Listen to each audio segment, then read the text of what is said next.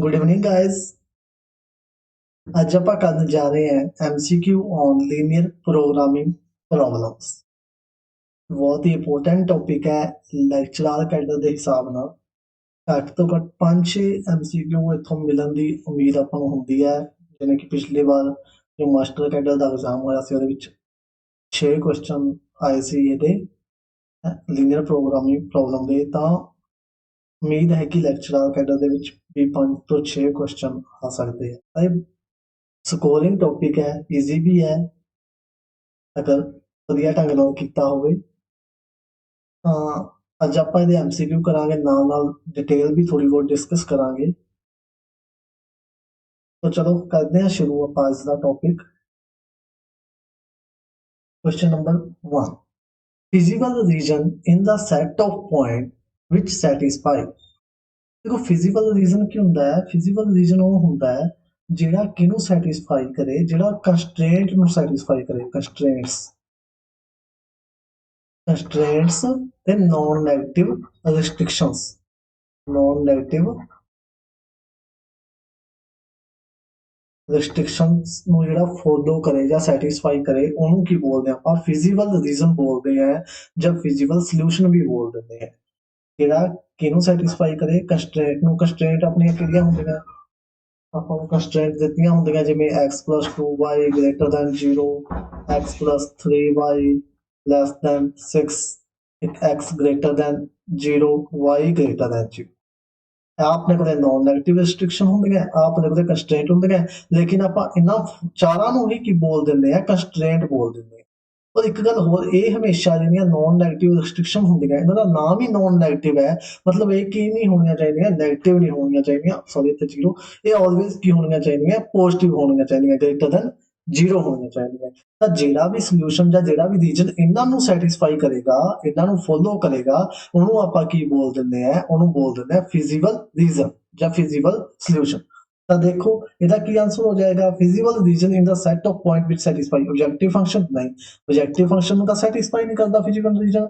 Sum the given constraint, given some ਕੁਛ ਦਾ ਤਾਂ ਕੋਈ ਮਤਲਬ ਹੀ ਨਹੀਂ ਹੈਗਾ, ਜਾਂ ਤਾਂ ਸਾਰਿਆਂ ਨੂੰ ਕਰੂ ਜਾਂ ਕਿਸੇ ਨੂੰ ਨਹੀਂ ਕਰਦਾ। ਆਲ ਆਫ ਦਾ ਗਿਵਨ ਕੰਸਟ੍ਰੇਂਟ, ਜੀ ਹਾਂ, ਆਪਣਾ ਜਿਹੜਾ ਫਿजिकल ਰੀਜ਼ਨ ਹੈ ਉਹ ਕਿਹਨੂੰ ਸੈਟੀਸਫਾਈ ਕਰੇਗਾ?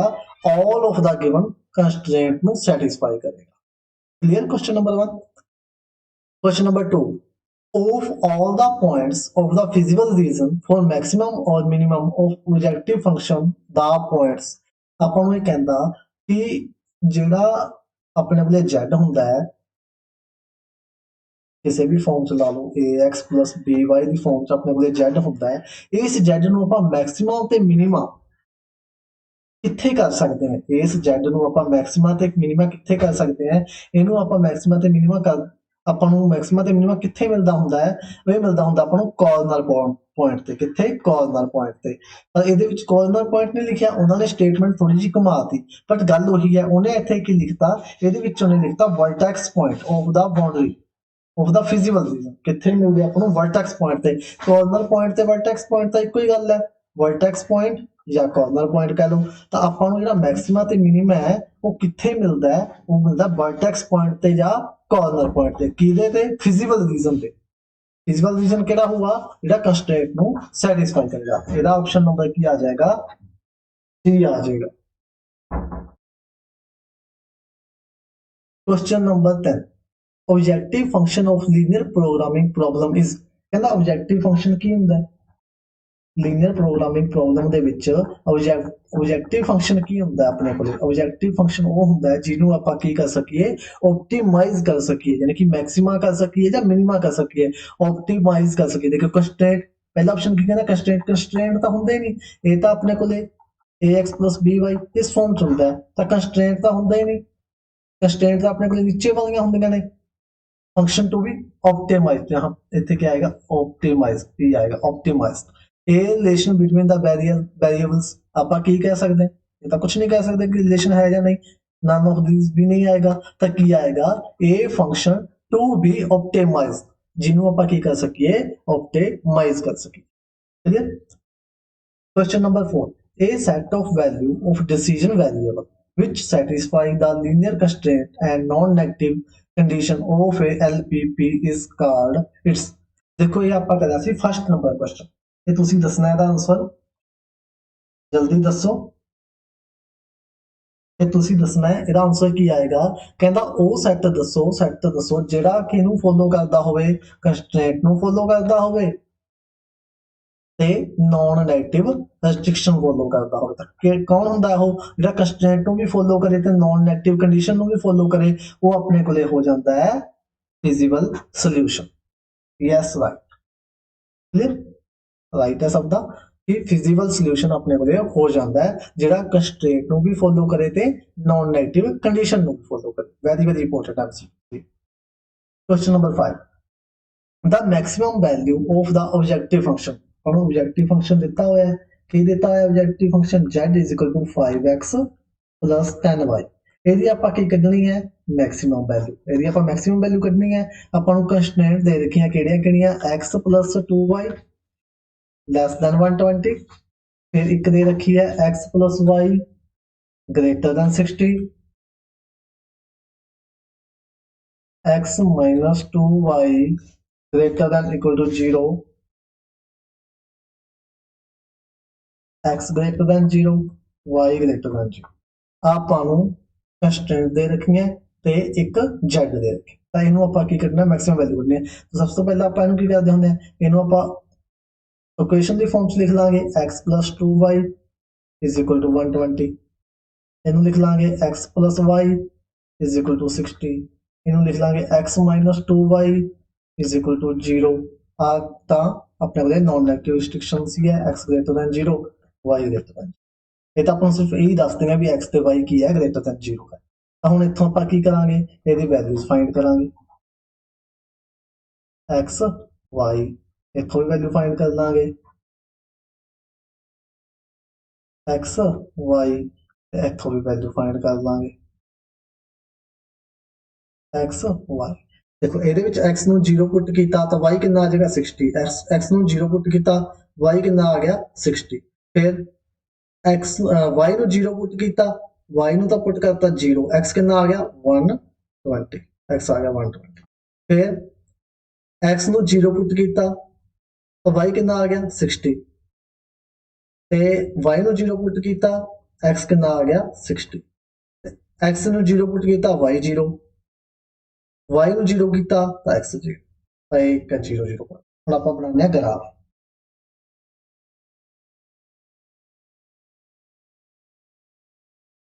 इधर अपने को भाई ਆਪਾਂ 20 ਦਾ ਇੰਟਰਵਲ ਲੈ ਲੈਂਦੇ ਹਾਂ ਕਿ ਆਪਣੇ ਕੋਲ ਇੰਟਰਵਲ ਵੱਡਾ ਤਾਂ ਆਪਾਂ 20 ਦਾ ਲੈ ਲੈਂਦੇ ਹਾਂ। 20 40 60 ਬਾਈ ਆਪਣੇ ਕੋਲ ਮੈਕਸਿਮਮ ਕਿੰਨਾ ਹੈ 60 ਹੈ, ਤਾਂ ਬਸ 60 ਤੱਕ ਬਹੁਤ ਹੈ। ਇਧਰ ਆਪਾਂ ਲੈ ਲੈਂਦੇ ਹਾਂ 20 40, x ਆਪਣੇ ਕੋਲ 120 ਤੱਕ ਹੈ ਤਾਂ 120 ਤੱਕ ਜਾਣਾ ਪੈਣਾ। 60 80 100 120, क्लियर। ग्राफ अपने वाले बन चुके। ਹੁਣ देखो x0 y60, x0 y60, ਤਾਂ ਆਹ ਵਾਲਾ ਪੁਆਇੰਟ ਹੋਏਗਾ ਜਿੱਥੇ x ਕੀ ਹੈ 0 ਹੈ ਤੇ y 60 ਹੈ। ਤੇ ਦੂਸਰਾ ਪੁਆਇੰਟ ਕਿਹੜਾ ਹੋਏਗਾ y0 x120, y0 x120 ਕਾ ਪੁਆਇੰਟ ਹੋਏਗਾ। ਤਾਂ ਇਹਨਾਂ ਦੋਨਾਂ ਨੂੰ ਆਪਾਂ ਕੀ ਕਰਨਾ ਮਿਲਾਣਾ ਹੈ। ਚਲੋ ਜੀ ਇਹਨਾਂ ਨੂੰ ਮਿਲਾਤਾ। ਕਿਹੜੀ ਲਾਈਨ ਹੈ ਇਹ x plus 2y less than 120 ਵਾਲੀ ਲਾਈਨ। क्या पॉइंट कितना हो गया, ये हो गया 060, आ पॉइंट कितना हो गया अपने को 120, क्लियर। फिर दूसरे ग्राफ के आने हैं x0 y60, x0 y60 का ही पॉइंट आ जाएगा। फिर x60 y0 तो अपने को आ जाएगा आ वाला पॉइंट, इन्होंने भी मिला देंगे। बराबर हो गया, चलो कोई गल इतों भी पास कर आ गया अपने को x plus y greater than 60 वाली लाइन, ठीक है। आ पॉइंट की हो गया 60 0 पॉइंट। फिर थर्ड x0 y0 ਤਾਂ ਉਹਦੀ ਤਾਂ ਆਪਾਂ ਨੂੰ ਜ਼ਰੂਰਤ ਹੀ ਨਹੀਂ, ਉਹ ਤਾਂ ਓਰੀਜਨ ਤੇ ਹੈ, ਬਟ ਸਿਰਫ ਆਪਾਂ ਉਹਦਾ ਦੇਖਾਂਗੇ ਕਿ ਉਹ ਅਪਵਰਡ ਜਾਏਗਾ ਜਾਂ ਡਾਊਨਵਰਡ ਜਾਏਗਾ। ਹੁਣ ਆਪਾਂ ਨਾ ਨੈਕਸਟ ਕੀ ਹੁੰਦਾ ਪ੍ਰੋਸੈਸ, ਆਪਾਂ ਇਸ ਦੇ ਵਿੱਚ ਪੁੱਟ ਕਰਦੇ ਹਾਂ x ਤੇ y ਦੀ ਥਾਂ ਤੇ 0 0, ਤਾਂ ਦੇਖਦੇ ਹਾਂ ਕਿ ਉਹ ਸੈਟੀਸਫਾਈ ਕਰਦਾ ਜਾਂ ਨਹੀਂ। ਪਹਿਲੇ ਦੇ ਵਿੱਚ ਪੁੱਟ ਕਰੋ 0 plus 0 less than 120, ਪਹਿਲੀ ਇਕੁਏਸ਼ਨ ਸੈਟੀਸਫਾਈ ਹੈ, ਸਹੀ ਹੈ, ਮਤਲਬ ਇਹ ਹੁੰਦਾ ਹੀ ਹੈ ਕਿ 120 0 ਨਾਲ ਵੱਡਾ ਹੀ ਹੈ, ਤਾਂ ਇਹਦਾ ਮਤਲਬ ਇਹ ਕਿ ਆਊਗਾ ਆਪਣੇ ਕੋਲੇ ਡਾਊਨਵਰਡ ਆਊਗਾ। ਆ ਲਾਈਨ ਸੀ ਤਾਂ ਇਹਦਾ ਜਿਹੜਾ ਰੀਜ਼ਨ ਹੈ ਉਹ ਕੀ ਆਏਗਾ ਡਾਊਨਵਰਡ ਆਏਗਾ ਆਪਣੇ ਕੋਲ, ਕਲੀਅਰ। ਇਹਦਾ ਰੀਜ਼ਨ ਆਪਣੇ ਕੋਲੇ ਕੀ ਆਏਗਾ ਡਾਊਨਵਰਡ ਆਏਗਾ। फिर दूसरा ਇਹਦੇ ਵਿੱਚ ਪੁੱਟ ਕਰੋ 0 + 0 greater than 60 ਤਾਂ ਇਹ ਤਾਂ ਆਪਣੇ ਕੋਲੇ ਰੋਂਗ ਹੋ ਗਿਆ 0 60 ਤੋਂ ਵੱਡੀ ਨਹੀਂ ਹੁੰਦੀ ਤਾਂ ਇਹਦਾ ਕੀ ਜਾਏਗਾ ਇਹਦਾ ਅਪਵਰਡ ਜਾਏਗਾ ਕਲੀਅਰ ਹੁਣ ਥਰਡ ਆ ਗਈ ਇਹਦੇ ਵਿੱਚ ਪੁੱਟ ਕਰੋ 0 ਇਹਦੇ ਵਿੱਚ sorry 0 -0 greater than equal to 0 ਤਾਂ 0 = 0 ਵੀ ਆ ਗਿਆ ਸੈਟੀਸਫਾਈ ਕਰ ਗਿਆ ਤੇ ਗ੍ਰੇਟਰ ਵੀ ਆ ਗਿਆ ਤਾਂ ਇਹ ਵੀ ਅਪਵਰਡ ਜਾਏਗਾ ਤਾਂ ਮਤਲਬ ਆਪਣੇ ਕੋਲ ਜਿਹੜਾ ਕਾਮਨ ਰੀਜ਼ਨ ਹੈ ਉਹ ਕਿਹੜਾ ਆ ਗਿਆ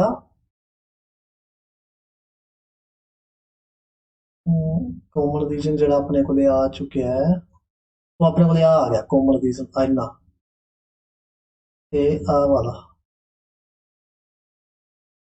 ਆਪਣੇ ਕੋਲੇ ਕਾਮਨ ਰੀਜ਼ਨ ਆ ਗਿਆ ਹੁਣ ਆਪਾਂ ਨੂੰ ਪਤਾ ਹੈ ਵੀ ਜਿਹੜਾ ਮੈਕਸਿਮਾ ਜਾਂ ਮਿਨੀਮਾ ਹੁੰਦਾ ਉਹ ਕਿੱਥੇ ਮਿਲਦਾ ਆਪਾਂ ਨੂੰ ਉਹ ਮਿਲਦਾ ਕਾਰਨਰ ਪੁਆਇੰਟ ਤੇ ਕਾਰਨਰ ਪੁਆਇੰਟ ਨੋਟ ਕਰ ਲੈਂਦੇ ਆ ਇੱਕ ਤਾਂ ਕਾਰਨਰ ਪੁਆਇੰਟ ਆਪਣੇ ਕੋਲੇ ਆ ਗਿਆ 0 60 एक कॉर्नर पॉइंट आ गया आ वाला 60 0 एक कॉर्नर पॉइंट आ गया अपने को आ वाला 120 0 तीन अपने को कॉर्नर पॉइंट आ गए तो इन्हों ਆਪਾਂ ਕੀ ਕਰ ਲੈਂਦੇ ਆ ਪੁੱਟ ਕਰਕੇ ਦੇਖਦੇ ਆ z ਦੇ ਵਿੱਚ ਤਾਂ ਪਹਿਲਾ ਪੁੱਟ ਕਰਾਂਗੇ z 0 60 0 60 ਪੁੱਟ ਕਰਾਂਗੇ ਤਾਂ 5 * 0 0 60 * 10 तो ये हो जाएगा 600 फिर 60 0 पुट करांगे तो ये आ जाएगा z 300 फिर 120 पुट करांगे तो ये आ जाएगा 600 तो अपने को मैक्सिमम कितना बनता है मैक्सिमम 600 बनता है चाहे तो इस तो ले लो चाहे इस तो ले लो तो मैक्सिमम वैल्यू कितनी आ गई वो आ गई 600 तो आंसर अपना की हो गया बी राइट हो आंसर कितना राइट हो गया बी राइट हो क्लियर ਇਹ ਚੀਜ਼ ਨਾਲ ਆਪਾਂ ਕਰਨਾ ਜੇ ਇੱਥੇ ਆਪਾਂ ਨੂੰ ਮਿਨੀਮਮ ਵੈਲਿਊ ਪੁੱਛੀ ਹੁੰਦੀ ਤਾਂ ਮਿਨੀਮਮ ਆਪਣੇ ਕੋਲੇ ਮਿਨੀਮਮ z ਕਿੰਨਾ ਆ ਜਾਂਦਾ ਮਿਨੀਮਮ z ਆਪਣੇ ਕੋਲੇ ਆ ਜਾਣਾ ਸੀ 300 ਮਿਨੀਮਮ z ਕਿੰਨਾ ਆ ਜਾਣਾ ਸੀ 300 ਆ ਜਾਣਾ ਸੀ ਕਲੀਅਰ ਹੋ ਗਈ ਗੱਲ ਸਾਰੀ ਇੱਥੇ ਮੈਕਸਿਮਮ z ਪੁੱਛਿਆ ਅਗਰ ਮਿਨੀਮਮ z ਪੁੱਛਿਆ ਹੁੰਦਾ ਤਾਂ ਉਹ ਕਿੰਨਾ ਆ ਜਾਣਾ ਸੀ 3z 300 ਆ ਜਾਣਾ ਸੀ ਚਲਿਏ ਨੈਕਸਟ ਕੁਐਸਚਨ ਤੇ ਕਲੀਅਰ ਹੈ ਇੱਥੇ ਤੱਕ ਕਲੀਅਰ ਹੋ ਗਈ ਗੱਲ मूव करिए ठीक है जी नेक्स्ट क्वेश्चन है 6 number the maximum value of z 4x + 2y subject to the constraint देखो एक तो अपन z दे रखा है 4x + 2y ते ਆਪਾਂ ਨੂੰ ਕੰਸਟ੍ਰੇਂਟ ਦੇ ਰੱਖੀਆਂ 2x + 3y less than 18 x + y greater than 10 xy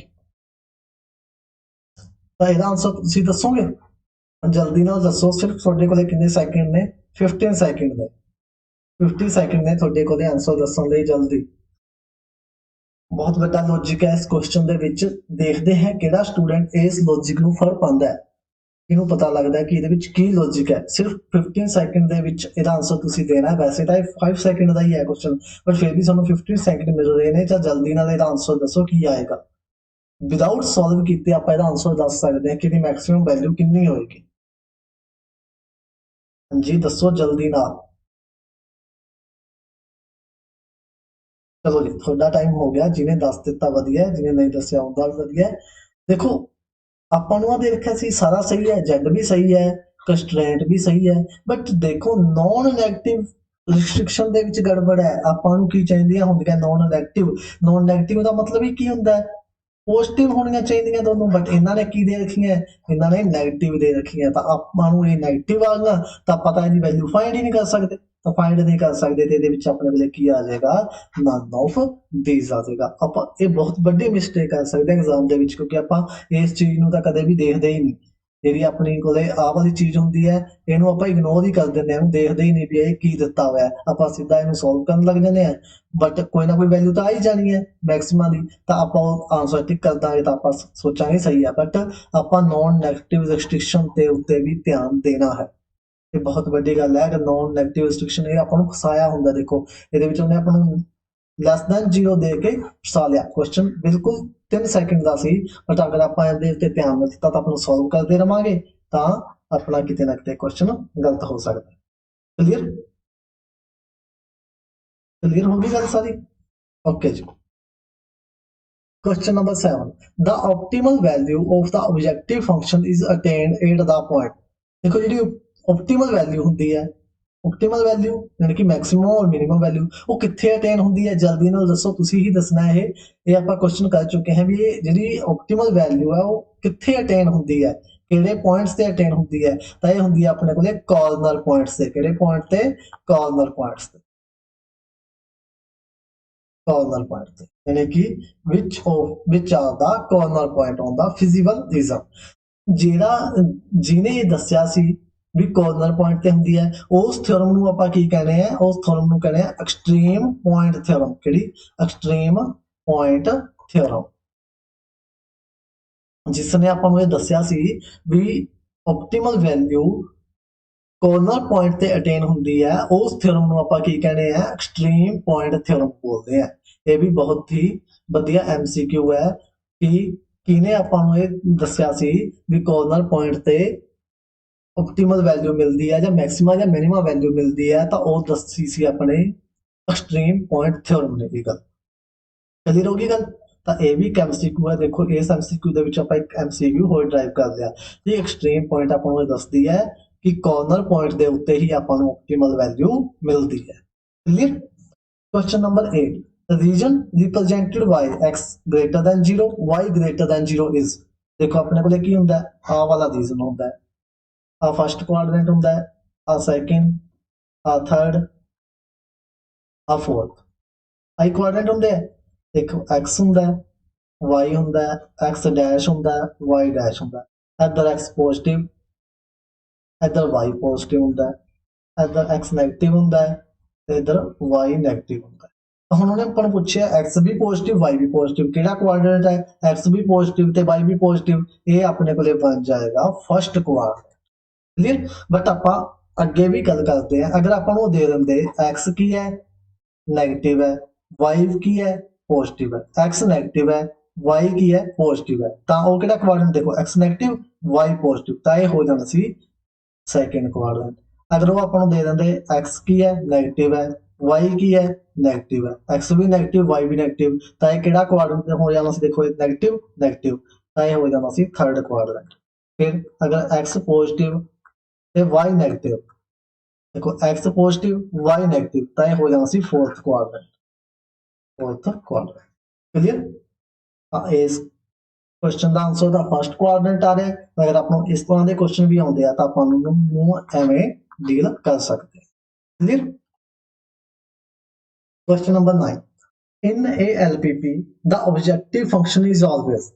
देखो LPP दे विच जो ऑब्जेक्टिव फंक्शन होंदा वो की होंदा है ऑलवेज। ऑब्जेक्टिव फंक्शन केड़ा होंदा z की होंदा ax plus by इस फॉर्म दा होंदा, तो ये ऑलवेज की होंदा क्यूबिक होंदा, क्यूबिक तो नहीं होंदा, क्वाड्रेटिक होंदा ये भी नहीं होंदा, लीनियर हाँ लीनियर होंदा, कांस्टेंट कांस्टेंट भी नहीं होंदा। जेड़ा ऑब्जेक्टिव फंक्शन होंदा ऑलवेज वो की होंदा लीनियर होंदा। इनु बोलदे की है ना, एक होर MCQ करिए ਆਪਾਂ, इनु बोलदे की है, इनु बोलदे हैं पॉलीनोमियल, पॉलीनोमियल बोलदे हैं। इस ऑब्जेक्टिव फंक्शन ਨੂੰ ਕੀ ਬੋਲਦੇ ਆ, ਪੋਲੀਨੋਮੀਅਲ ਬੋਲਦੇ ਆ।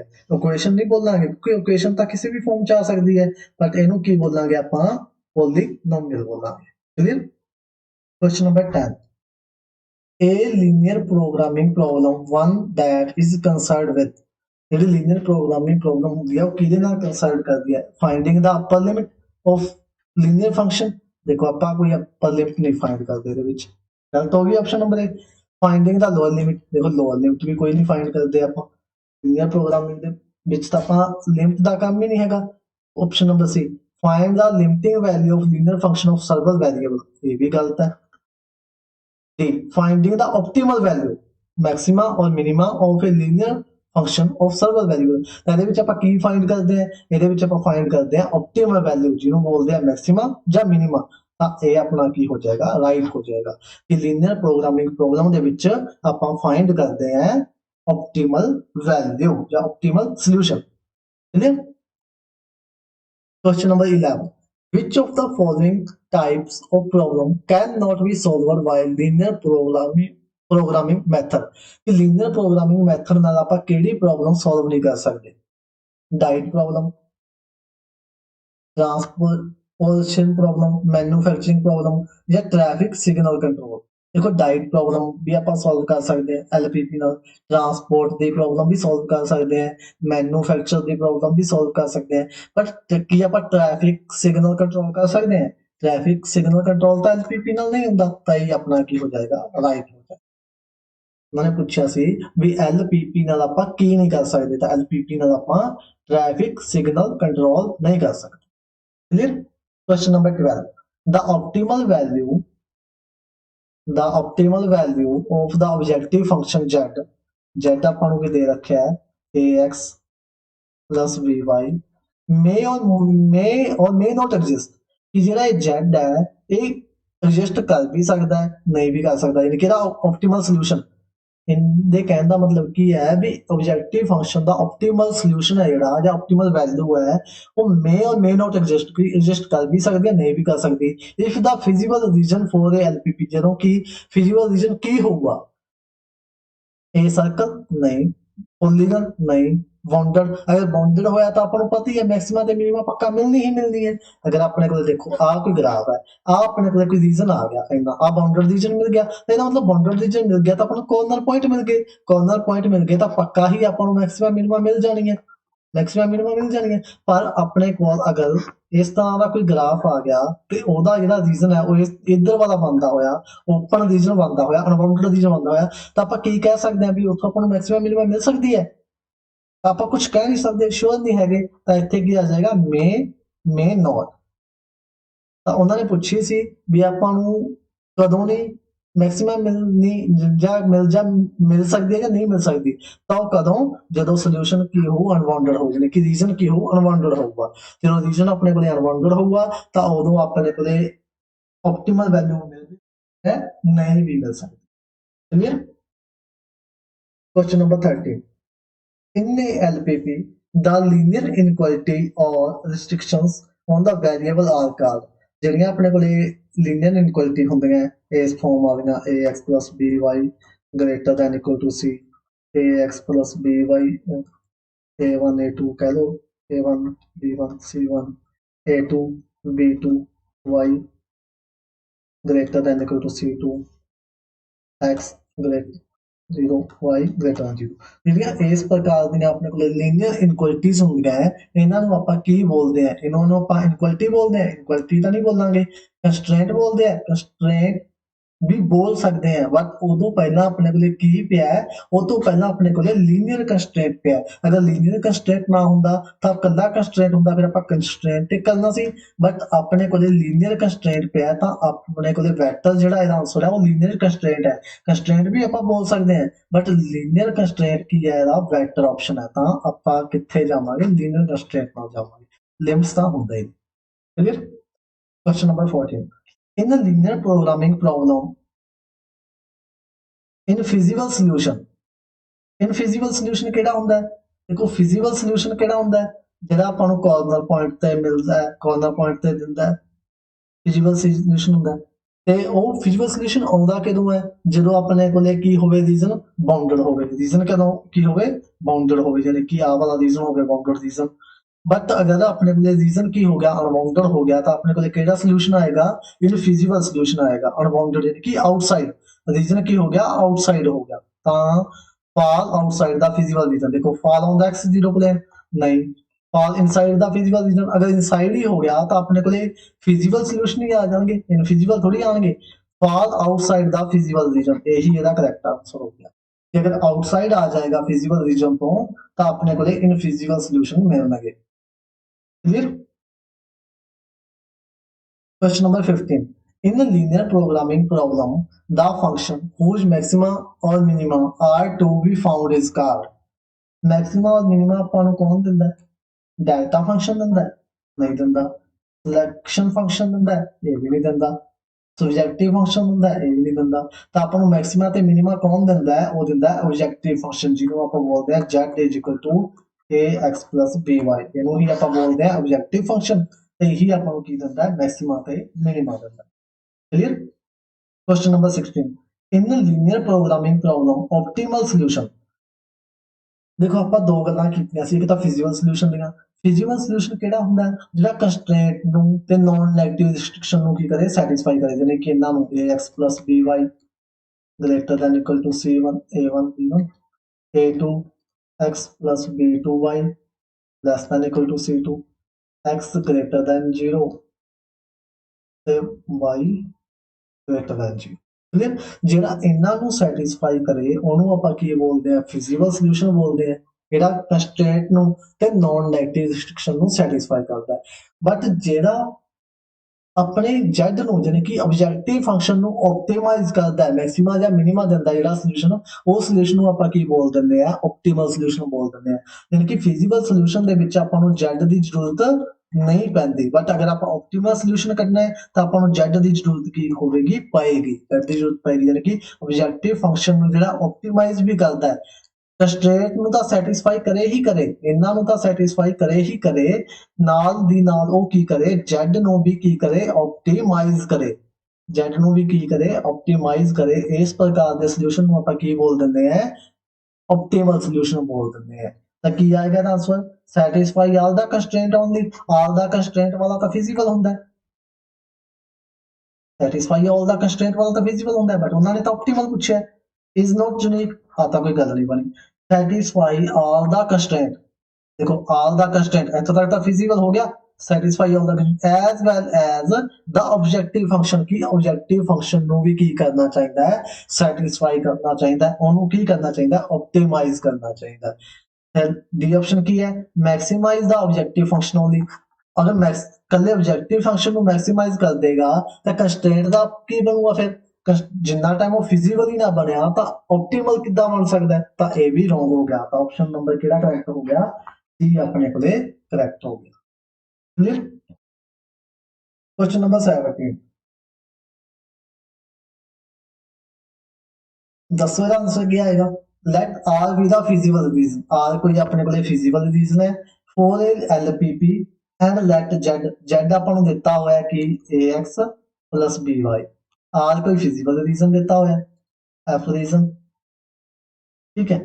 द ऑब्जेक्टिव फंक्शन, ठीक है, ऑब्जेक्टिव फंक्शन है इफ आर इज बाउंडेड, अगर आर अपने कोले बाउंडेड होया यानी कि फिजिबल रीजन अपने कोले बाउंडेड है, अगर बाउंडेड है तो देखो आ अपने कोले फिजिबल रीजन आ गया, ये बाउंडेड है, ये रीजन अपने कोले की है, बाउंडेड है। अगर बाउंडेड है तो अपन क्लियर है कि मैक्सिमा ते मिनिमा पक्का मिलनी ही मिलनी है।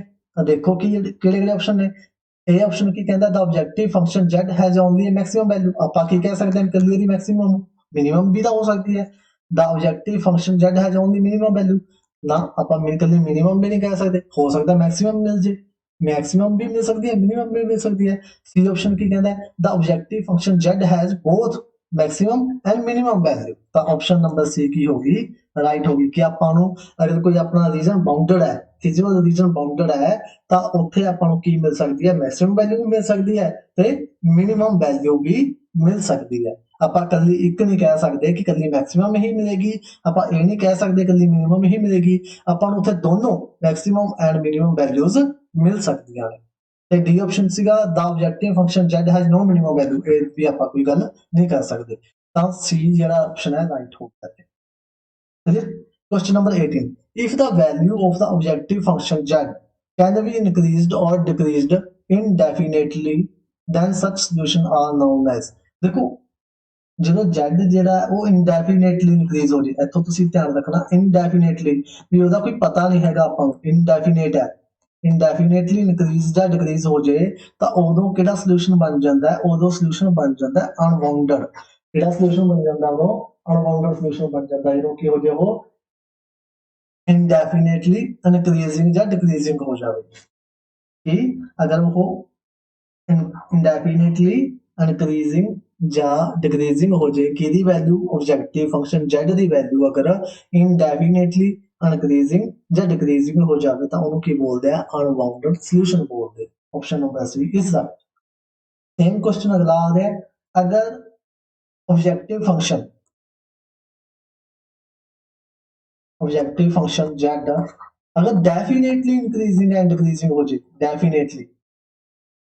डेफिनेटली इंक्रीजिंग और डिक्रीजिंग हो जाए। देखो इतने डेफिनेटली, अगर डेफिनेटली आएगा तो फिर हो जाएगा बाउंडेड सोल्यूशन। डेफिनेट है कि हो इंक्रीज और डिक्रीज की हो जाए, डेफिनेटली हो जाए तो फिर केड़ा सोल्यूशन आ जाना है, बाउंडेड सोल्यूशन आ जाना है। अगर इनडेफिनेटली इंक्रीज और डिक्रीज हो जाए फिर अनबाउंडेड सोल्यूशन आ जाना है। तो ये दोनों क्वेश्चन बहुत ही इंपॉर्टेंट क्वेश्चन है दोनों, 18 and 19 question. Question number 20. Which of them variables are not utilized in solving LPP problem? LPP problem ਦੇ ਵਿੱਚ ਆਪਾਂ ਕਿਹੜਾ ਨਹੀਂ ਯੂਜ਼ ਕਰਦੇ? ਦੇਖੋ slack variable ਤਾਂ ਯੂਜ਼ ਕਰਦੇ ਆ, ਆਪਣੇ ਕੋਲ ਜਿਹੜੀਆਂ ਕੰਸਟ੍ਰੇਂਟ ਹੁੰਦੀਆਂ ਆ ਇਹਨਾਂ ਨੂੰ ਇਕੁਅਲ ਕਰਨ ਵਾਸਤੇ, ਦੇਖੋ ਇੱਥੇ ਕੁਝ ਵੀ ਲਿਖ ਦੋ, ਇਹਨਾਂ ਨੂੰ ਇਕੁਅਲ ਕਰਨ ਵਾਸਤੇ, ਇਕੁਅਲਿਟੀ ਚ ਲਿਆਉਣ ਵਾਸਤੇ ਆਪਾਂ ਕੀ ਯੂਜ਼ ਕਰਦੇ ਆ? ਸਲੈਕ ਵੀ ਯੂਜ਼ ਕਰਦੇ ਆ, ਸਰਪਲਸ ਵੀ ਯੂਜ਼ ਕਰਦੇ ਆ ਤੇ ਆਰਟੀਫੀਸ਼ੀਅਲ, ਇਹਨਾਂ ਨੂੰ ਆਰਟੀਫੀਸ਼ੀਅਲ ਵੈਰੀਏਬਲ ਹੀ ਤਾਂ ਬੋਲਦੇ ਆ, ਜਿਹੜੇ ਆਪਾਂ ਐਡ ਕਰਦੇ ਆ ਉਹਨਾਂ ਨੂੰ ਆਰਟੀਫੀਸ਼ੀਅਲ ਵੈਰੀਏਬਲ ਹੀ ਬੋਲਦੇ ਆ। ਬਟ ਆਪਾਂ ਕੀਜ਼ ਨਹੀਂ ਯੂਜ਼ ਕਰਦੇ, ਆਪਾਂ ਯੂਜ਼ ਨਹੀਂ ਕਰਦੇ ਇਨਡੈਫੀਨਿਟ ਆਫ, ਤਾਂ ਕੀ ਨਹੀਂ ਯੂਜ਼ ਕਰਦੇ ਆਪਾਂ? ਇਨਡੈਫੀਨਿਟ ਨਹੀਂ ਯੂਜ਼ ਕਰਦੇ। ਕਿਹੜੀ ਟਰਮ ਨਹੀਂ ਯੂਜ਼ ਕਰਦੇ? ਇਨਡੈਫੀਨਿਟ ਟਰਮ ਨਹੀਂ ਯੂਜ਼ ਕਰਦੇ ਆਪਾਂ LPP ਦੇ ਵਿੱਚ। Clear? Question number 21. In LPP, feasible reason is always, LPP ਦੇ ਵਿੱਚ ਜਿਹੜਾ feasible reason ਹੋਊਗਾ ਉਹ always ਕੀ ਹੋਏਗਾ? ਕਨਕੇਵ ਸੈੱਟ ਹੋਏਗਾ, ਬਾਉਂਡਡ ਸੈੱਟ ਹੋਏਗਾ, ਕਨਵੈਕਸ ਸੈੱਟ ਹੋਏਗਾ, none of them ਹੋਏਗਾ। ਤਾਂ ਉਹ ਆਪਣੇ ਕੋਲੇ ਕੀ ਹੋਏਗਾ? ਕਨਵੈਕਸ ਸੈੱਟ ਹੋਏਗਾ। ਕਨਵੈਕਸ ਸੈੱਟ ਦੀ ਗੱਲ ਆਪਾਂ ਅੱਗੇ ਕਰਾਂਗੇ ਤਾਂ ਉਦੋਂ ਆਪਾਂ ਨੂੰ ਕਲੀਅਰ ਹੋ ਜਾਏਗਾ ਕਿ ਕਨਵੈਕਸ ਸੈੱਟ ਹੁੰਦਾ ਕੀ ਹੈ। ਤਾਂ ਕਨਵੈਕਸ ਸੈੱਟ ਇਹਨਾਂ ਤੁਸੀਂ ਧਿਆਨ ਰੱਖੋ, ਜਿਹੜਾ feasible reason ਹੁੰਦਾ ਉਹ always ਕੀ ਹੁੰਦਾ ਹੈ? Convex set. Question number 22. The objective function of LPP is, objective function ਆਪਾਂ ਦੱਸਿਆ ਸੀਗਾ ਪਹਿਲਾਂ ਹੀ ਕਿ ऑब्जेक्टिव फंक्शन ਕੀ ਹੋਏਗਾ? ਇਹ ਪੋਲੀਨੋਮੀਅਲ ਹੋਏਗਾ। ਕੀ ਹੋਏਗਾ? ਇਹ ਪੋਲੀਨੋਮੀਅਲ ਹੋਏਗਾ। ਕਲੀਅਰ? ਤਾਂ ਆਪਸ਼ਨ ਨੰਬਰ ਸੀ ਦਾ ਇਹ ਉਹ ਕੁਐਸਚਨ ਹੈ ਜਿਹੜੇ 2021 ਜਨਵਰੀ ਦੇ ਪੇਪਰ ਚ ਆਏ ਸੀ ਆਪਣੇ ਕੋਲੇ। ਦੇਖੋ ਕੀ ਕਹਿੰਦਾ, the best use of LPP is to optimal use of, ਤਾਂ ਜਿਹੜਾ LPP ਦਾ ਬੈਸਟ ਯੂਜ਼ ਆ ਕਿੱਥੇ? ਮਨੀ ਵਾਸਤੇ ਵੀ ਹੁੰਦਾ ਹੈ, ਮੈਨ ਪਾਵਰ ਲਈ ਵੀ ਹੁੰਦਾ ਹੈ, ਮਸ਼ੀਨ ਲਈ ਵੀ ਹੁੰਦਾ ਹੈ। ਤਾਂ answer D, all of these ਲਈ। देखो आ क्वेश्चन ਆਪਾਂ ਹੁਣੇ ਹੀ ਕੀਤਾ ਹੈ, ਇਹਦਾ ਆਨਸਰ ਤੁਸੀਂ ਦੱਸੋ ਜਲਦੀ ਨਾਲ। If the value of the objective function z can be increase और डिक्रीज इनडेफिनेटली, इनडेफिनेटली आ गया तो की आ जाना है? अनबाउंडेड।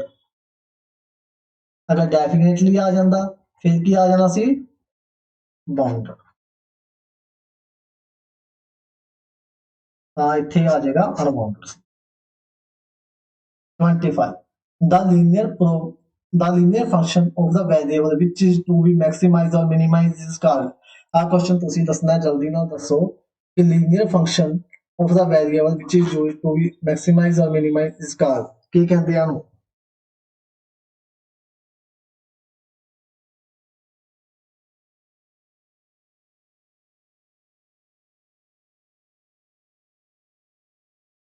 ਜਲਦੀ ਨਾਲ ਦੱਸੋ ਕੀ ਬੋਲਦੇ ਆ ਉਹਨੂੰ?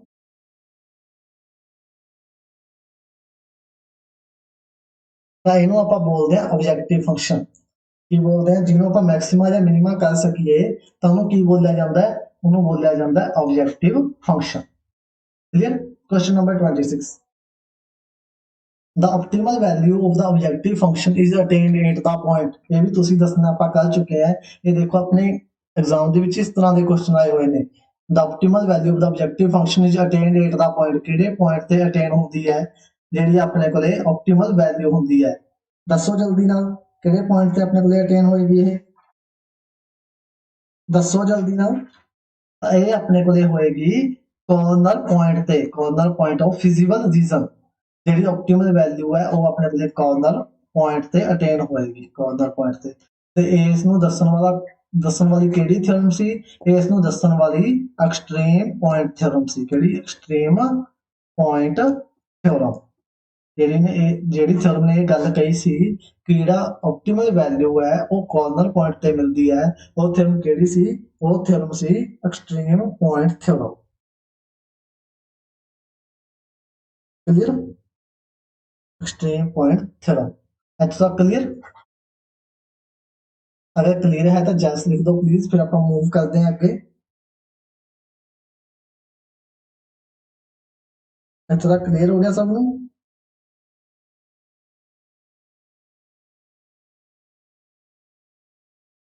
ओके जी। Question number 27.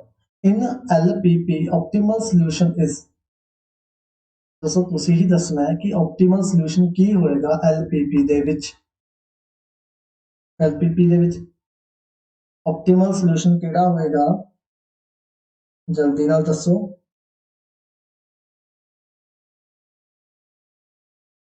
optimal solution ਉਹ ਹੋਏਗਾ ਜਿਹੜਾ ਕਿਹਨੂੰ ਸੈਟੀਸਫਾਈ ਕਰੇ ਜਿਹੜਾ ਫਿਜ਼ੀਬਲ ਜਿਵੇਂ ਕਿ ਕੰਸਟ੍ਰੇਂਟ ਨੂੰ ਵੀ ਸੈਟੀਸਫਾਈ ਕਰੇ ਫਿਜ਼ੀਬਲ ਰੀਜ਼ਨ ਵੀ ਬਣਾਉਂਦਾ ਹੋਵੇ ਤੇ ਆਬਜੈਕਟਿਵ ਫੰਕਸ਼ਨ ਨੂੰ ਵੀ ਉਹ ਫੋਲੋ करे ਜਾਂ ਸੈਟੀਸਫਾਈ करे ਤਾਂ option number D satisfy all the constraint as well as the objective clear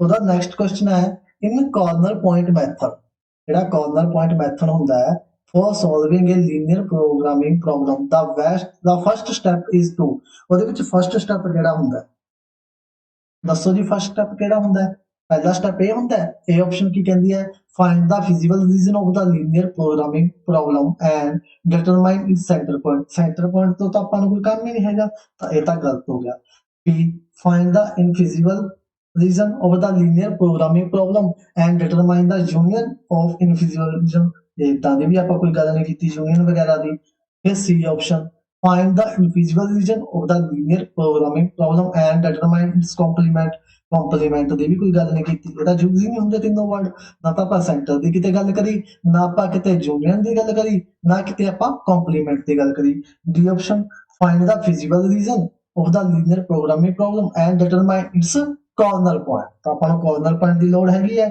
ਤਾਂ ਇਹੀ ਆਪਣਾ ਕੀ ਹੋ ਜਾਏਗਾ ਡੀ ਆਪਸ਼ਨ ਰਾਈਟ ਹੋ ਜਾਏਗਾ ਕਲੀਅਰ डी ऑप्शन की हो जाएगा अपना राइट हो जाएगा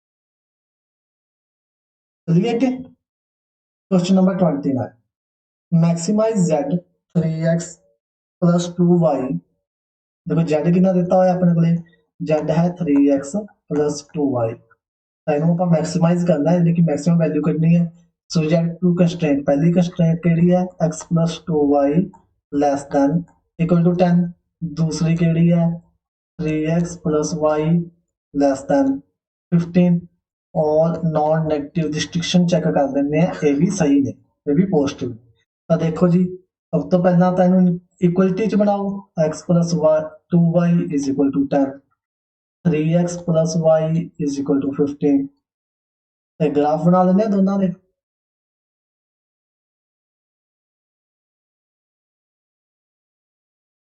x y x y तो वैल्यू कटो x नो 0 पुल करांगे x 0 तो y कितना आ जाएगा 5 अगर y नो 0 पुट करांगे तो x कितना आ जाना 10 y 0 x 10 फिर इत्थे x 0 y 15 x 0 y 15 ते y 0 x 5 y 0 x की वैल्यू कितनी आ जानी है 5 आ जानी अब बनाने हैं जी ग्राफ देखो इधर y हुंदा है इधर x हुंदा है 5 का इंटरवल बना दिए 5 10 15 5 10 15 15 तक ही बहुत है अपन अब पहला पॉइंट देखो x0 y5 x0 y5 आ वाला पॉइंट x0 y5 दूसरा x10 y0 x10 y0 आ वाला पॉइंट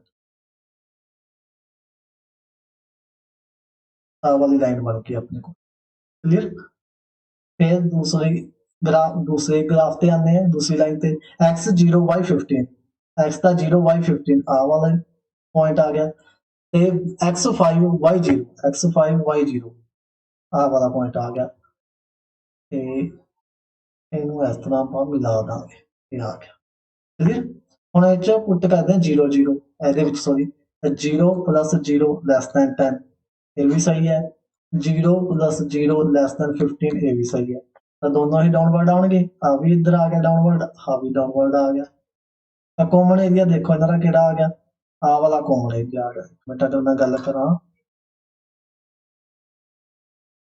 कॉमन एरिया दी आपां गल करिए कॉमन एरिया केड़ा आ गया आ वाला कॉमन एरिया आ गया ठीक है तो कॉर्नर पॉइंट देखो केड़े केड़े है एक तो अपने को बन गया 5 0 एक अपने कोले बन गया 0 0, एक आ बन गया एक 0 0, एक 5 0, एक बन गया अपने कोले सॉरी आ ना 0 5 सीगा है ना, आ 0 5 0 0 5 0 5 0 5 ਇੱਥੇ ਲਿਖ ਦੇ। एक आ बनेगा ये शायद बन जाएगा 5 5, अपना ग्राफ सही नहीं हैगा बट ये 5 5 भी बन जाएगा। नहीं 5 5 नहीं बन गया, ये 4 3 बनता होएगा, फिर ਇੱਥੇ 4 3 ਦਿੱਤਾ है ना अपन 4 3, ਇਹ 4 3 बनता है क्योंकि ਆਪਾਂ ग्राफ थोड़ा सा मैचिंग ਨਾਲ नहीं बनाया था, ये 4 3 बनता है, देखो 5 तो इधर ही है पॉइंट, तो 4 3 बनता है, ठीक है।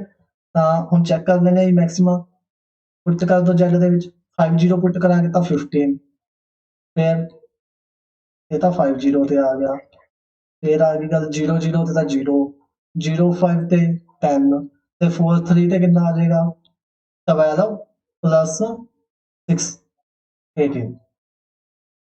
ਦੇਖੋ ਇੰਨਾ ਮੱਥਾ ਆਪਾਂ ਮਾਰਿਆ, ਠੀਕ ਹੈ, ਆਪਣਾ ਮਾਰਨਾ ਜਾਇਜ਼ ਸੀ, ਉਹ ਆਪਾਂ ਇੰਨਾ ਮੱਥਾ ਕਿਉਂ ਕਦੋਂ ਮਾਰਦੇ ਜਦੋਂ ਆਪਾਂ ਨੂੰ ਇੱਥੇ ਪੁਆਇੰਟ ਕੀ ਦਿੱਤੇ ਹੁੰਦੇ ਅਲੱਗ-ਅਲੱਗ ਦਿੱਤੇ ਹੁੰਦੇ। ਦੇਖੋ ਪੁਆਇੰਟ ਸਾਰੇ 4 3 ਹੈ ਤਾਂ ਆਪਾਂ ਇਸ ਜੈਡ ਦੇ ਵਿੱਚ 4 3 ਪੁੱਟ ਕਰਕੇ ਦੇਖ ਲਾਂਗੇ, ਸਿੰਪਲੀ ਆਪਾਂ ਨੂੰ ਆ ਸਭ ਕਰਨ ਦੀ ਕੀ ਨਹੀਂ ਪੈਣੀ, ਜ਼ਰੂਰਤ ਹੀ ਨਹੀਂ ਪੈਣੀ, ਕਿਉਂਕਿ ਸਾਰੇ ਪੁਆਇੰਟ ਆਪਾਂ ਨੂੰ ਕੀ ਦੇ ਰੱਖੇ ਨੇ सेम दे रखे ने, तो आप 4 3 जस्ट पुट करांगे तो आपको वैल्यू आ जाएगी, तो ऑप्शन नंबर की बन रही है ए राइट हो रही है। इन्ना ਆਪਾਂ ਕੰਮ इसलिए ਕੀਤਾ ताकि अपने कल क्लियर हो जाए कि ਆਪਾਂ इदां दे क्वेश्चन करने किवें है। बट ਇੱਥੇ देखो 4 3 4 3 4 3 तीनों दोनों पॉइंट ही 4 3 ने, ਤੇ ਆਪਾਂ ਕੀ ਕਰਾਂਗੇ 4 3 ਪੁੱਟ ਕਰਕੇ ਦੇਖ ਲਾਂਗੇ ਤੇ अपना z मैक्सिमाइज आ जाएगा। क्लियर। क्वेश्चन नंबर 30,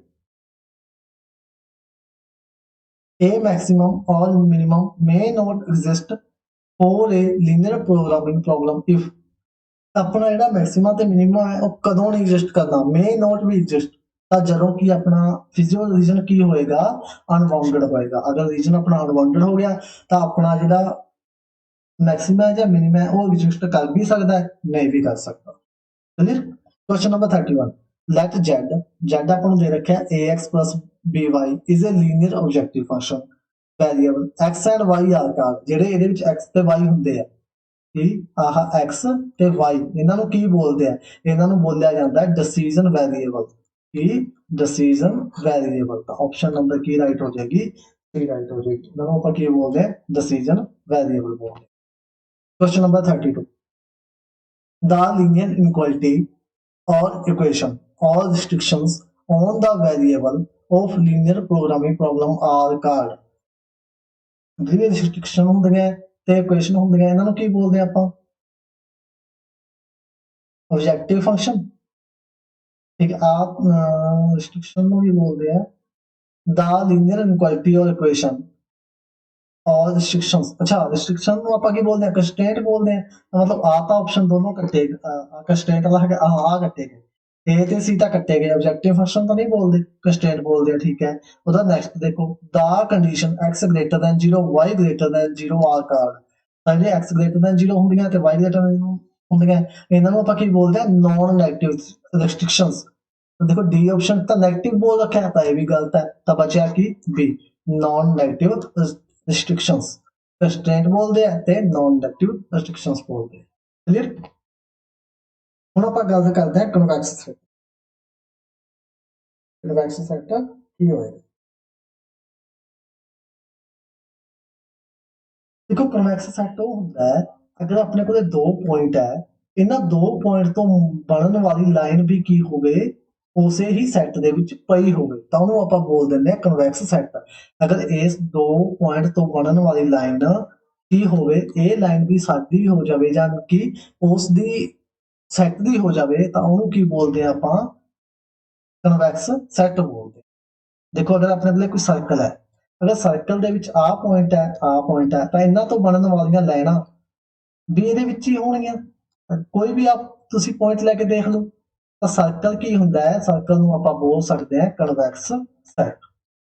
ਤਾਂ ਸਰਕਲ ਕੀ ਹੁੰਦਾ ਆਲਵੇਜ਼ ਕਨਵੈਕਸ ਸੈਟ। ਅਗਰ ਆਪਾਂ ਟ੍ਰਾਇੰਗਲ ਦੀ ਗੱਲ ਕਰੀਏ ਤਾਂ ਟ੍ਰਾਇੰਗਲ ਦੇ ਵਿੱਚ ਵੀ ਅਗਰ ਦੋ ਪੁਆਇੰਟ ਕੋਈ ਵੀ ਲੈ ਲਓ ਤਾਂ ਉਹਨਾਂ ਤੋਂ ਬਣਨ ਵਾਲੀ ਲਾਈਨ ਵੀ ਟ੍ਰਾਇੰਗਲ 'ਚ ਹੀ ਹੋਏਗੀ, ਤਾਂ ਟ੍ਰਾਇੰਗਲ ਵੀ ਕੀ ਹੁੰਦੀ ਹੈ, triangle always convex set, triangle की होंगी है कन्वेक्स सेट होंगी है। ਅਗਰ ਆਪਾਂ ਕੋਈ ਪੋਲੀਗਨ ਲਈਏ, ਅਗਰ ਆਪਾਂ ਪੋਲੀਗਨ ਲੈ ਲਈਏ, ਪੋਲੀਗਨ ਕਿਹੜਾ ਹੁੰਦਾ ਹੈ 5 ਸਾਈਡਸ ਵਾਲਾ। ਅਗਰ ਆ ਲੈ ਲਿਆ ਆਪਾਂ, ਦੇਖੋ ਆਹ ਪੁਆਇੰਟ ਆਪਣਾ, ਆਹ ਵੀ, ਇਹ ਤੋਂ ਬਣਨ ਵਾਲੀ ਲਾਈਨ ਤਾਂ ਆਪਣੀ ਹੋਊਗੀ। ਅਗਰ ਆਪਾਂ ਪੁਆਇੰਟ ਲੈ ਲਈਏ ਆਹ ਤੇ ਇੱਥੇ, ਤਾਂ ਇਹਨਾਂ ਤੋਂ ਬਣਨ ਵਾਲੀ ਲਾਈਨ, ਸੌਰੀ, ਅਗਰ ਇਹਨਾਂ ਤੋਂ ਬਣਨ ਵਾਲੀ ਲਾਈਨ ਤਾਂ ਆਪਣੀ ਲਈ ਨਹੀਂ, ਕਿਹਦੀ ਨਹੀਂ ਰਹੀ, ਪੋਲੀਗਨ ਦੀ ਨਹੀਂ ਰਹੀ, ਤਾਂ ਪੋਲੀਗਨ ਕੀ ਨਹੀਂ ਹੋਏਗਾ, ਕਨਵੈਕਸ ਨਹੀਂ ਹੋਏਗਾ, ਕਨਵੈਕਸ ਸੈਟ ਨਹੀਂ ਹੋਏਗਾ ਪੋਲੀਗਨ। ਕਲੀਅਰ ਹੋ ਗਈ। ਅਗਰ ਆਪਾਂ ਗੱਲ ਕਰੀਏ ਰਿੰਗ ਦੀ, ਰਿੰਗ ਕੀ ਹੁੰਦੀ ਹੈ 4 less than x square less than 9, ਇਹਨੂੰ ਆਪਾਂ ਰਿੰਗ ਬੋਲਦੇ ਹਾਂ। ਤਾਂ ਰਿੰਗ ਕੀ ਹੋਏਗੀ ਆਪਣੇ ਕੋਲੇ ਆ ਵਾਲੀ। ਉਹ ਦੇਖੋ ਰਿੰਗ ਨਾਲ, ਰਿੰਗ ਦੇ ਵਿੱਚ ਅਗਰ 2 ਪੁਆਇੰਟ ਹੈ, ਤਾਂ ਇਹਨਾਂ 2 ਪੁਆਇੰਟਾਂ ਤੋਂ ਬਣਨ ਵਾਲੀ ਲਾਈਨ ਤਾਂ ਰਿੰਗ ਦੀ ਹੋਈ ਹੀ ਨਹੀਂ, ਇਹ ਤਾਂ ਬਾਹਰ ਚਲੀ ਗਈ, ਆਊਟਸਾਈਡ ਹੋ ਗਈ। ਦੇਖੋ ਰਿੰਗ ਆਪਣੇ ਕੋਲ ਇੰਨੀ ਹੈ, ਸਿਰਫ ਆਹ ਏਰੀਆ ਜਿਹੜਾ ਰਿੰਗ ਦਾ ਹੈ, ਬਟ ਇਹ ਤਾਂ ਇੱਥੋਂ ਬਾਹਰ ਚਲੀ ਗਈ ਇਸ ਏਰੀਏ ਚੋਂ, ਤਾਂ ਇਹ ਵੀ ਕੀ ਨਹੀਂ ਹੋਏਗੀ, ਕਨਵੈਕਸ ਨਹੀਂ ਹੋਏਗੀ। ਕਨਵੈਕਸ ਸੈਟ ਉਹੀ ਹੁੰਦੇ ਨੇ ਜਿਹੜੇ 2 ਪੁਆਇੰਟਾਂ ਤੋਂ ਬਣਨ ਵਾਲੀ ਲਾਈਨ ਵੀ ਉਸੇ ਸੈੱਟ ਦੇ ਵਿੱਚ ਪਈ ਹੋਵੇ। ਕਨਵੈਕਸ ਸੈਟ ਕੀ ਹੁੰਦੇ ਨੇ, ਜਿਨ੍ਹਾਂ ਤੋਂ ਬਣਨ ਵਾਲੀ ਲਾਈਨ ਵੀ ਉਸੇ ਸੈੱਟ ਦੇ ਵਿੱਚ ਪਈ ਹੋਵੇ। ਅਗਰ ਆਪਾਂ ਗੱਲ ਕਰੀਏ, ਦੇਖੋ ਅਗਰ ਆਪਾਂ ਗੱਲ ਕਰੀਏ ਸਕੇਲ ਦੀ, ਸਕੇਲ, ਇਹਨਾਂ ਦੇ ਵਿੱਚ ਜਿੰਨੇ ਵੀ ਤੁਸੀਂ ਪੁਆਇੰਟ ਲਾਓਗੇ ਉਹਨਾਂ ਤੋਂ ਬਣਨ ਵਾਲੀਆਂ ਲਾਈਨਾਂ ਵੀ ਸਕੇਲ ਦੇ ਵਿੱਚ ਹੀ ਲਾਈ ਕਰਨੀਆਂ, ਤਾਂ ਇਹ ਵੀ ਕੀ ਹੋ ਜਾਣਗੇ, ਕਨਵੈਕਸ। ਅਗਰ ਤੁਸੀਂ ਰੈਕਟੈਂਗਲ ਲਾਓਗੇ, ਰੈਕਟੈਂਗਲ ਲੈ ਲਓ, ਤਾਂ ਇਹਨਾਂ ਤੋਂ ਬਣਨ ਵਾਲੀਆਂ ਲਾਈਨਾਂ ਵੀ 2 ਪੁਆਇੰਟ ਤੋਂ ਬਣਨ ਵਾਲੀਆਂ ਲਾਈਨਾਂ ਵਿੱਚ ਲਾਈ ਕਰਨੀਆਂ, ਤਾਂ ਇਹ ਵੀ ਕਨਵੈਕਸ ਹੋ ਜਾਣਾ। ਤਾਂ ਕਨਵੈਕਸ ਹੁੰਦੇ ਕਿਹੜੇ ਨਹੀਂ, ਜਿਨ੍ਹਾਂ ਤੋਂ ਬਣਨ ਵਾਲੀ ਲਾਈਨ 2 ਪੁਆਇੰਟਾਂ ਤੋਂ ਬਣਨ ਵਾਲੀ ਲਾਈਨ ਉਹਨਾਂ ਦੇ ਵਿੱਚ ਲਾਈ ਨਾ ਕਰੇ, ਤਾਂ ਉਹਨੂੰ ਕੀ ਬੋਲਦੇ ਆਪਾਂ, ਨੋਟ ਕਨਵੈਕਸ ਬੋਲਦੇ। ਕਲੀਅਰ। ਉਹਨੂੰ ਕੀ ਬੋਲਿਆ ਜਾਂਦਾ ਹੈ, ਨੋਟ ਕਨਵੈਕਸ ਬੋਲਿਆ ਜਾਂਦਾ ਹੈ। ਤਾਂ ਜਿਹੜੀ ਰਿੰਗ ਹੁੰਦੀ ਹੈ, ਰਿੰਗ ਮੋਸਟ ਇੰਪੋਰਟੈਂਟ ਜਿਹੜਾ ਐਗਜ਼ਾਮਪਲ ਹੈ ਨੋਟ ਕਨਵੈਕਸ ਦਾ,